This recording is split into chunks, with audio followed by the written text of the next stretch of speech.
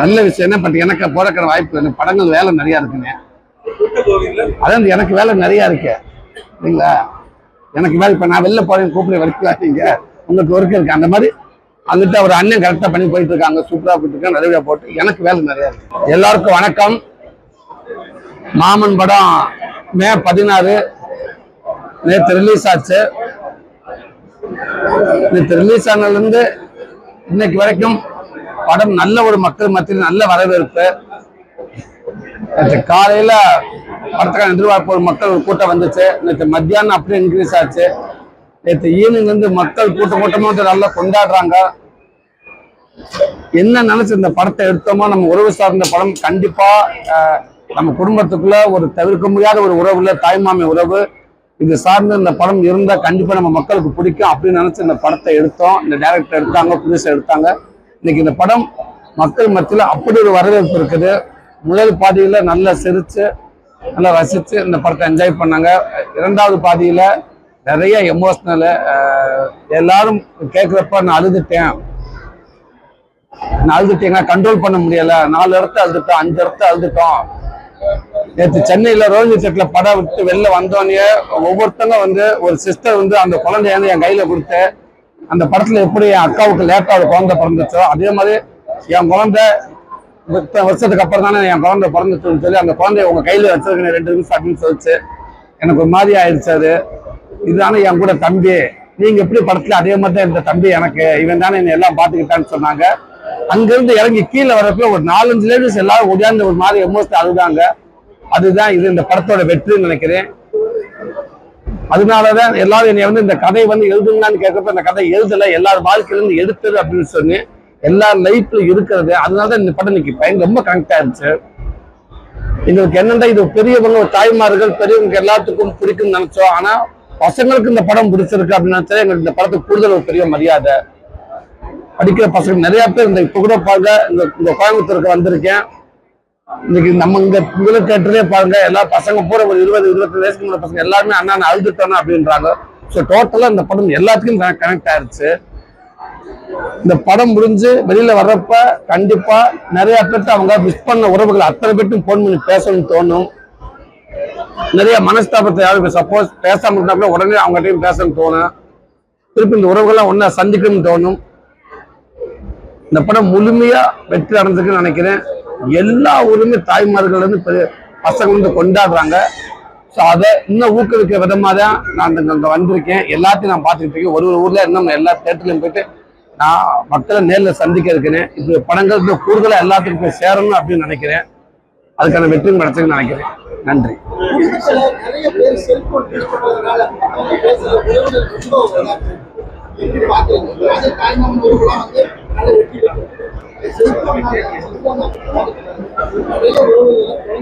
கண்டிப்பான நீங்க சொன்ன மாதிரி செல்போன் உறவுனால ஒரு ஒருத்தர் கையில செல்போன் இருந்துச்சுன்னா எல்லாத்தையும் மறந்துட்டு உலகத்தையே மறந்துட்டு அவங்கவுங்கள ஒரு இடத்த தேடி அவங்க அந்த போன்ல பயணிக்கிறாங்க.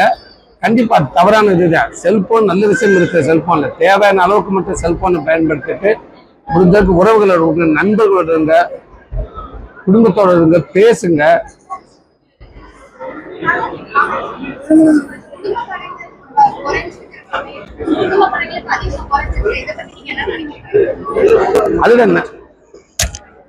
அதுதான் நிறைய படங்கள் வந்துகிட்டு இருக்குது. எல்லா விதத்திலையும் குட்டி பசங்கள்ல இருந்து எல்லா விதத்திலும் படங்கள் நிறைய வந்துகிட்டு இருக்குது.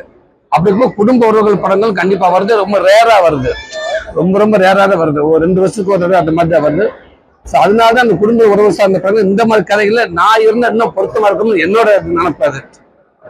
என்னோட ஆசையும் கூட. நான் அண்ணன் மக்கள் மத்திய நானும் ஒரு கூட்டு குடும்பத்தை சார்ந்தவன். எல்லாத்துக்கும் என்ன பிடிக்கும்.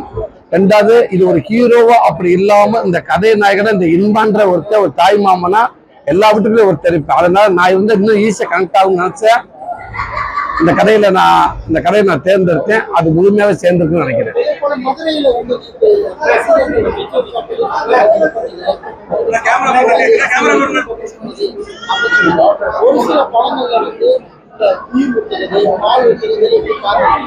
இல்ல அதுதானே நேற்று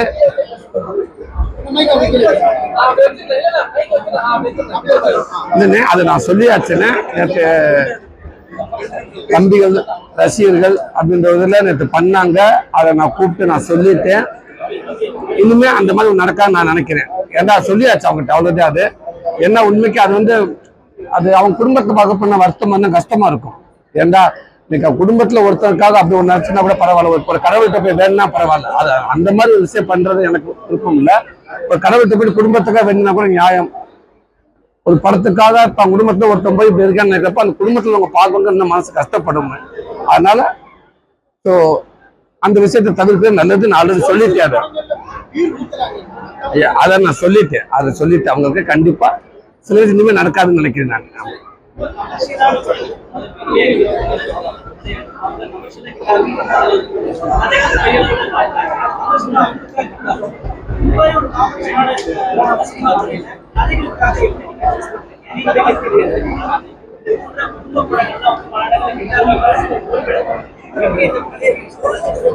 எப்படி இந்த கதையில செலக்ட் பண்றேன்னு கேக்குறீங்க. எனக்கு அதை எனக்கு எந்த கதையில எனக்கு நடிச்சா அது கரெக்டா இருக்கும்னு எனக்கு தோணும். எனக்கு அது தெரியுது, அவ்வளவுதான். அது மாதிரி அது எல்லாமே கரெக்டா அமையுமான்னு தெரியல. ஆனா இப்ப வரைக்கும் எனக்கு அமைஞ்சிருக்க எல்லா படமும் எனக்கு கரெக்டா இருக்குது. அது நான் தான் இந்த படத்துக்கு பொருத்தமா இருக்கின்ற மாதிரி அமையுது. அதுவரை நானும் முடிஞ்சவங்க தேர்ந்தெடுக்கிறேன். ஆமா, இந்த இதுக்கு முன்னாடி என்னோட படங்கள் பார்த்துருப்பீங்க. ஒவ்வொரு படங்களும் ஒவ்வொரு ஸ்டைல்ல இருந்திருக்கும். ஸோ இப்போ ஒரு உறவு சார்ந்து நம்ம மண் சார்ந்து நம்ம குடும்பத்தால் இப்போ படத்துல இருந்தால் எனக்கு சரியா இருக்கும். இந்த நேரத்துக்கு படம் எனக்கு தேவைன்னு தோணுச்சு. இப்போ ஒரு கதையை நம்ம சொல்லணும்னு தோணுச்சு. அதை நான் தேர்ந்தெடுத்துக்கு அதுக்கான பலனும் கிடைச்சது.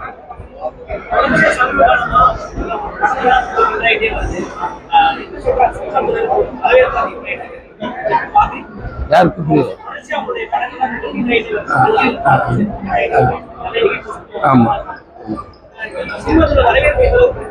ரொம்பவே நல்லா இருக்கு. ரொம்பவே நல்லா இருக்கு.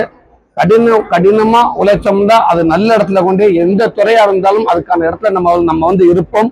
நம்மளை கொண்டாந்து அந்த மக்கள் வரவேற்பாங்கன்றதுல நான் என் மூலமா நான் தெரிஞ்சுக்கிறேன். எனக்கு எல்லாருமே கஷ்டப்படுறாங்க. அவங்களுக்கான பலன் கிடைச்சிக்கிட்டு தான் இருக்கு. பொதுவில் கண்டிப்பா இணையலாம். ஆமா, அது எப்படின்னு சொல்ல முடியாது. இல்ல அது பண்ணி அடுத்து ஒரு பெரிய படத்தை இயக்கிட்டு இருக்காங்க, இயக்க போறாங்க. எல்லாத்துக்கும் தெரிஞ்ச விஷயம் தான். பாடிவாசல் சூர்யா அண்ணன் படம் அண்ணன் இயக்க போறாங்க. கண்டிப்பா அடுத்து அண்ணன் கூட சேர்ந்து எனக்கு ஆசை, நிறைய ஆசை இருக்குது. கண்டிப்பா ஏதாவது டீச்சர் நடக்கும்னு நினைக்கிறேன். எனக்கு இப்ப நல்லா தான் போயிட்டு இருக்குது. நான் அதை குறை சொல்ல வரல. எனக்கு இதுவே எனக்கு அடுத்து கமிட்மெண்ட் நிறைய இருக்கு. ஸோ ஆமா,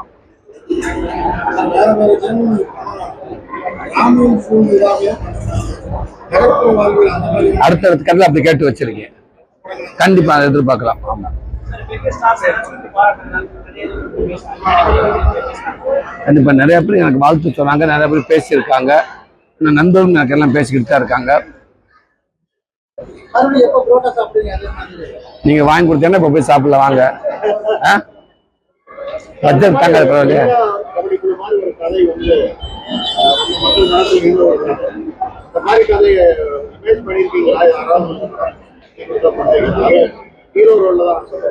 புரியல. இப்ப அப்பவா இனிமேவா கதை சார்ந்த கண்டிப்பா நான் நடிக்க ரெடியா இருக்கேன். நாளைக்கு நீங்க கூட சொல்லுங்க, நல்ல கதை இருந்துச்சா கண்டிப்பா நான் நினைச்ச பொருத்தமா இருக்கும்னா நான் நடிக்கிறேன்.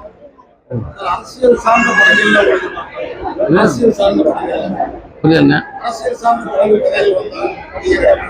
இந்த அரசியல் சார்ந்த படம் பண்றப்ப அது கேரக்டரா நான் கரெக்டா பொருத்தமா அவங்க விரும்பினான்னு நினைப்பேன். நம்ம அதுக்கு பொருத்தம் இல்ல. இப்போதைக்கு நமக்கு அதுக்கு அந்த அரசியல் சார்ந்த படத்துக்கு நான் பொருத்தமா இருப்பான்னு எனக்கு தெரியல.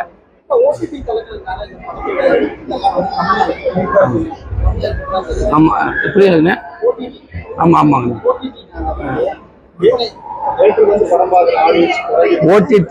ஓடிடி கண்டிப்பா இன்னைக்கு அது ஒரு பெரிய முன்னேற்றத்துல போயிட்டு இருக்கு. ஆனா அதையும் தாண்டி தேட்டருக்கு வர ஜனங்கள் வந்துகிட்டு தான் இருக்காங்க. நீங்க எத்தனை இன்னும் எவ்வளவு டெக்னாலஜிகள் எவ்வளவு விஷயமா நம்ம படங்கள் வந்தாலும் கூட தேட்டருக்கு அந்த பாத்தீங்கன்னா உள்ள திருவிழா மாதிரி இருக்குது. நேற்று நைட்ல இருந்து தேட்டருக்கு போய் இன்னைக்கு நிறைய தேட்டருக்கு போயிட்டு இருக்கேன். திருவிழா மாதிரி இருக்குது. தேட்டருக்கான ரெஸ்பான்ஸ் என்னைக்குமே குறையாதுங்க. நல்ல விஷயம் என்ன பட் எனக்கு போறக்கிற வாய்ப்பு படங்கள் வேலை நிறைய இருக்குங்க. அதான் எனக்கு வேலை நிறைய இருக்கு இல்லைங்களா? எனக்கு வேலை இப்ப நான் வெளில போறேன் கூப்பிட வரைக்கும் உங்களுக்கு ஒர்க் இருக்கு. அந்த மாதிரி அங்கிட்ட அவர் அண்ணன் கரெக்டா பண்ணி போயிட்டு இருக்காங்க, சூப்பரா போயிட்டு இருக்காங்க, நல்லபடியா போட்டு எனக்கு வேலை நிறைய இருக்கு. நல்லா இருக்குங்க, சூப்பரா இருக்கு. கடவுள் புண்ணியத்துல எந்த ஒரு விஷயமா இருந்தாலும் மக்களுக்கு பிடிச்சாது அது இம்ப்ரூவ்மெண்ட் ஆகும். அப்படிதான் அம்மன்றது ஒரு ஹோட்டல் இன்னைக்கு எத்தனை பிரான்ச் இருக்குன்ற நான் போயிட்டு எத்தனை பிரான்ச் வேணா வச்சா மட்டும் ஓடிடாது, மக்கள் ரெஸ்பான்ஸ் மட்டும்தான் ஓடும். எப்படி மக்கள் ரெஸ்பான்ஸ் இருந்தா ஒரு 2 நாள் ஓட வேண்டிய படம் 50 நாள் ஓடுதோ, அதே மாதிரி ஒரு உணவகமா இருந்தாலும் மக்களுடைய அந்த ரெஸ்பான்ஸ் இருந்தா மட்டும்தான், மக்களுக்கு பிடிச்சா மட்டும்தான் அது என்ன கூடுதலாக உணவகங்கள் போயிட்டு இருக்கு. எனக்கு அப்படித்தான் இன்னைக்கு நிறைய உணவுகள் இருக்குன்னா அது காரணம் மக்களுடைய சப்போர்ட் தான். கதை கேட்கறீங்களா? கதை கேட்டுதான் இல்ல முக்கியமான டைரக்டர் கதை சொல்லும்போது அது இல்ல கதை கேட்கறது இயக்குநர்கள் யாரா இருந்தாலும் கதை சொல்றாங்க, நம்மளும் கேட்கறோம். சரிங்க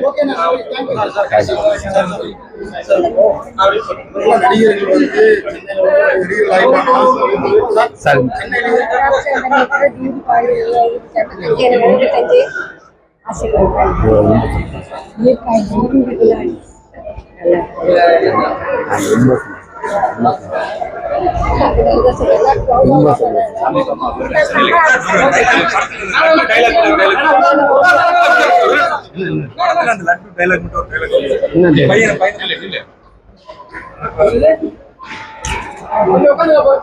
படத்துல அதே மாதிரி அன்பு தம்பி பிரசாந்த் பாண்டியாச்சும் மிக சிறப்பாக அந்த படத்தை இயக்கியிருக்காரு. இல்ல நடிச்ச அத்தனை பேரும் நான் பெரிய நன்றி சொல்லிக்கிறேன். ஆமா, சீனியர் ஆர்டிஸ்ட் ஆக்டர் அப்பா ராஜகிரி சார் அப்பா வந்து விஜய் மேம் வந்து ஜெயபிரசாத்ல இருந்து ஐஸ்வர்யா லட்சுமி, சுவாசிகா, அன்பு தம்பி பாலசரவணன்,